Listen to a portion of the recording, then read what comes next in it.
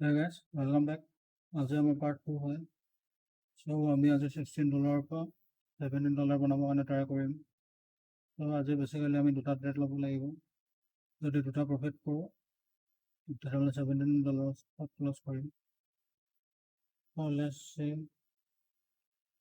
যদি আমি লং টাৰ্ম ট্ৰেণ্ডটো চাওঁ 1 minute চাৰ্টত চি হিচাপে লং টাৰ্ম ট্ৰেণ্ডটো আমি চাব গ'লে এইটো হয় আপ ট্ৰেণ্ডত গৈ আছোঁ। বৰ্তমান আপ ট্ৰেণ্ডত গৈ আছে। গতিকে এনেকৈ আমি অলপ কৈ চাওঁ এটা আপ ট্ৰেণ্ডত গৈ আছোঁ। চ' সফিষ্টিকেটেড অচিলেটৰ আপোনালোকে চাব পাৰে অভাৰ চল্ড হৈ গ'ল, অভাৰ চল্ড হৈ গ'ল, তললৈ গ'ল। তাৰপিছত আৰ এছ আইটো অভাৰ চল্ড হৈ কিনি ওপৰত গৈছে। চ' ইয়াত এটা ৰেজিষ্টেঞ্চ লাইন আছে। মই যদি এটা হৰিজেণ্টেল লাইন ড্ৰ কৰোঁ,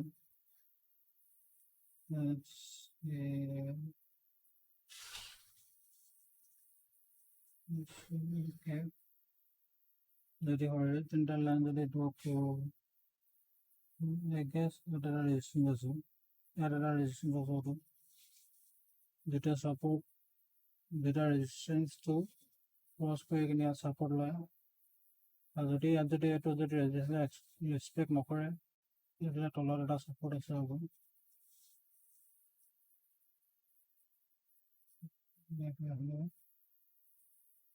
অ'কে, এইটো চাব পাৰে। ইয়াত প্ৰাইচটো ইয়াৰ পৰা তলত নামিলে, ইয়াৰ পৰা ওপৰত যাব নোৱাৰিলে। চ' ইয়াত নেক্সট টাইম প্ৰাইচটো আহিলে ইয়াত ব্ৰেকআউট কৰিলে ইয়াতে ছাপোৰ্ট ল'ব পাৰে, লোৱা চান্স থাকে। যেতিয়া ৰেজিষ্টেঞ্চটো ব্ৰেক হৈ যায় তেতিয়া ছাপোৰ্ট লয়।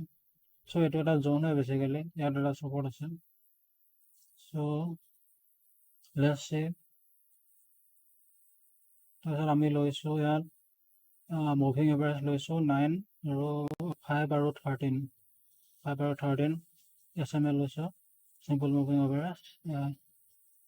আৰু পেৰাবলিক ষ্টাৰটো লৈছোঁ। চ' লেটছ চি, এটা ডাব্লিউ পেটাৰ্ণ ফৰ্ম হৈছে। যদি ক্ৰছ আপ কৰে তেতিয়া মই 5 বা 10 মিনিটছৰ কাৰণে আপডেট এটা ল'ম।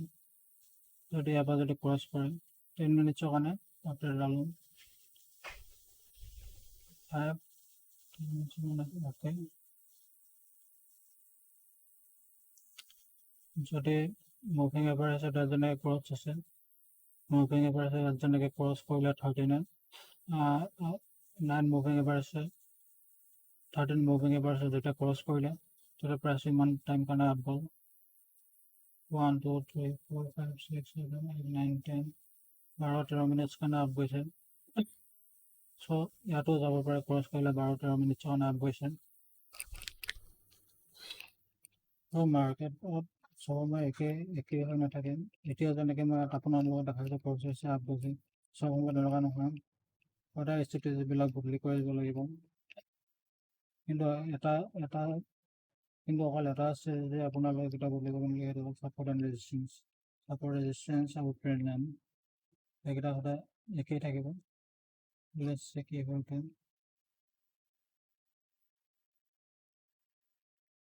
এইটো ৰেজিষ্টেঞ্চটো ব্ৰেক কৰিলে আৰু এইটো ৰেজিষ্টেঞ্চ ব্ৰেক কৰিলে। চ' লেটছ চি কি হয়, এই তলত এটা ছাপোৰ্ট হয় নে নাই।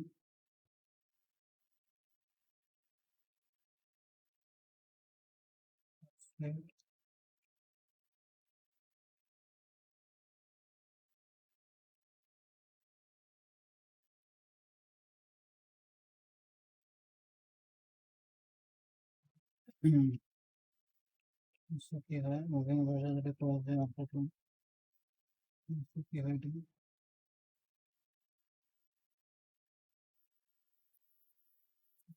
ষ্ট্ৰং ৰেজিষ্টেঞ্চ এটা আছে, এইটো ৰেজিষ্টেঞ্চ, এটা ছাপোৰ্ট আছে। কি প্ৰাইচ লাগি আছে বলপাত যাব।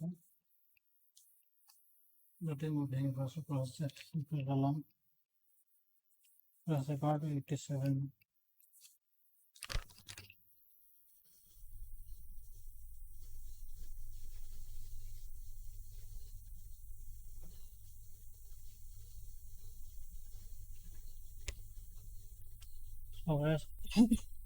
মাৰ্কেটত প্ৰথম খুলি কিনি দুটা তিনিটা ট্ৰেড কৰি ল'ব লাগে। লৈ লোৱাতকৈ লৈ কিনি লছ হোৱাতকৈ আধা ঘণ্টা এঘণ্টা ৰখি কিনি ভালকৈ ট্ৰেড এটা লোৱাই ভাল। এতিয়ালৈকে 10টা ট্ৰেড কৰিও একেই প্ৰফিট হ'ব, এটা ভাল ট্ৰেড কৰিও একেই প্ৰফিট হ'ব।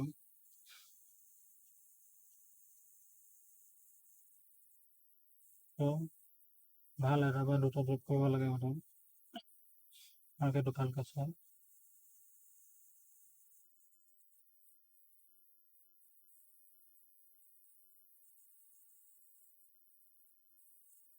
কি হয়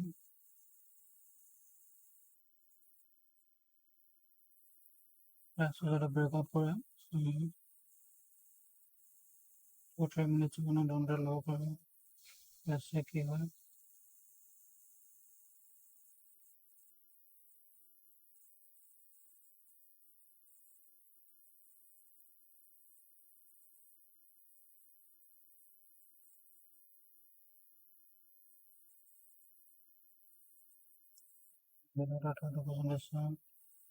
ওকে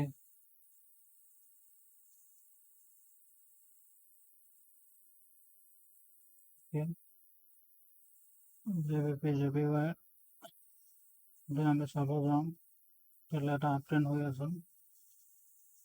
কালি আমি যেনেকুৱা ট্ৰেড কৰিছিলোঁ চেম কণ্ডিশ্যনে হৈছে, ফৰ্ম এটা ফৰ্ম হৈছে, এটা ট্ৰিংগল ফৰ্ম হৈছে। মই যদি লাইন বনাই দেখাওঁ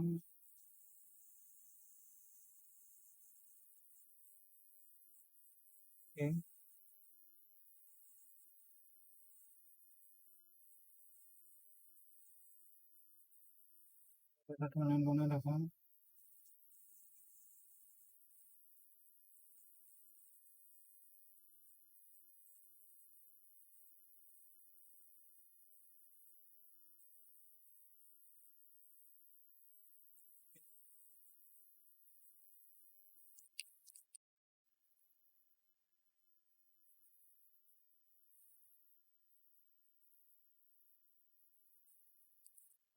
জোনতে এনেকৈ জোনত ফৰ্ম আছে যদি হৰিজেণ্টেল লাইনটো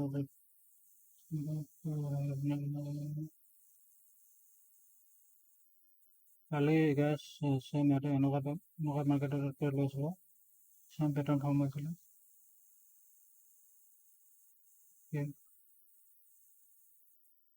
দেখাব পাৰে প্ৰাইচত এটা ৰেঞ্জত গৈ আছে। গতিকে এইটো গৈ কিনি ইয়ালৈকে টাচ কৰিব প্ৰাইচত এটা জোনত গৈ আছে। যদি এইফালে ব্ৰেকআউট কৰে, এইটো ব্ৰেকআউট কৰিছিলে, ভালকৈ কৰিব নোৱাৰিলে। এনেকৈ যদি প্ৰাইচটো চাব পাৰে ডাঙৰ পৰা সৰু হৈ গৈ আছে এনেকৈ, তলৰ পৰা ওপৰলৈ গৈ আছে, আপ ট্ৰেণ্ড হোৱা বেছি চান্স থাকে। পেটাৰ্ণটো আপুনি চাব পাৰে, এইটো ডাঙৰ পৰা ওপৰলৈ সৰু হৈ গৈছে। আপত যোৱা বেছি চান্স থাকে, কিন্তু কেতিয়াবা তলতো আহিব পাৰে যদি ব্ৰেকআউট কৰে। ব্ৰেকআউট কৰা যদি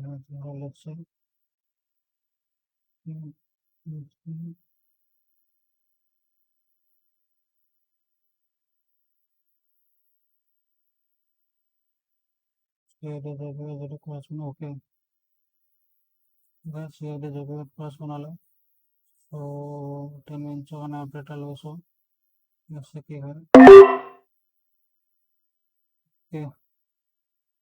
10 মিনিটছৰ পৰা 10 মিনিটছ লৈছোঁ, ভাবি কিনি 4 মিনিটছ ল'লে মানে বঢ়াই গ'ল। 7ত কি হয় চান্স আছে বেলেগ ক্ৰছ কৰিলে বা 10 মিনিটছৰ কাৰণে ল'লে অলপ বেছি চিয়ৰিটি আছিলে। কি হয়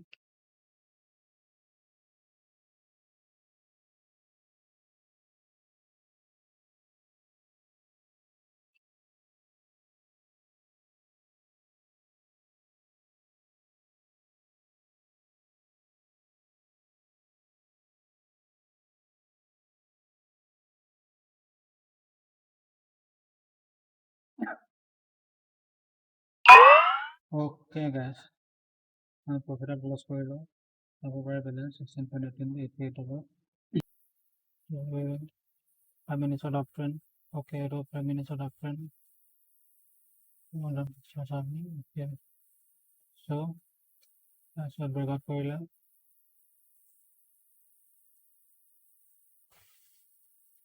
Okay, price breakout কৰিলে. So guys, 10 minutes of an uptrend. 1, 2, 3, 4, 5. Okay. Guys, 10 minutes of an uptrend.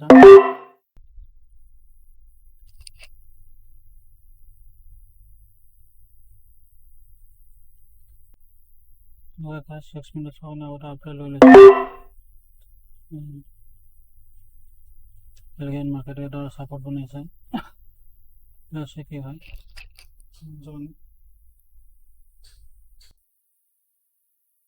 Look at my total asset. So, এই cover কৰিব লাগিব. Let's see কি হয়.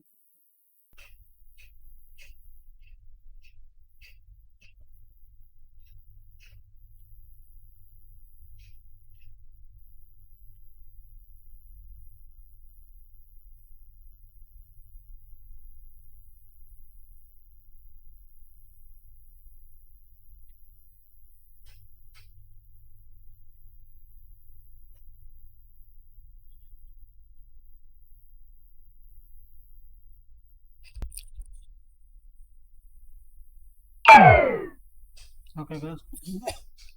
এটা profit loss কৰিলো, এটা plus কৰিলো.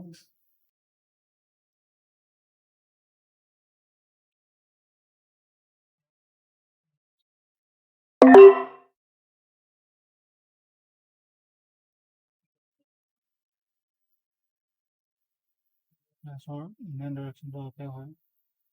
Let's see. আৰু price এটা touch কৰিব লাগিব. যদি down আহে, এটা resistance আছে. এটা resistance touch কৰিব, তাৰপিছত down আহিব. Let's see কি হয়. যদি down আহিবলগীয়া থাকে, যদি breakout কৰে up যাব. Let's see.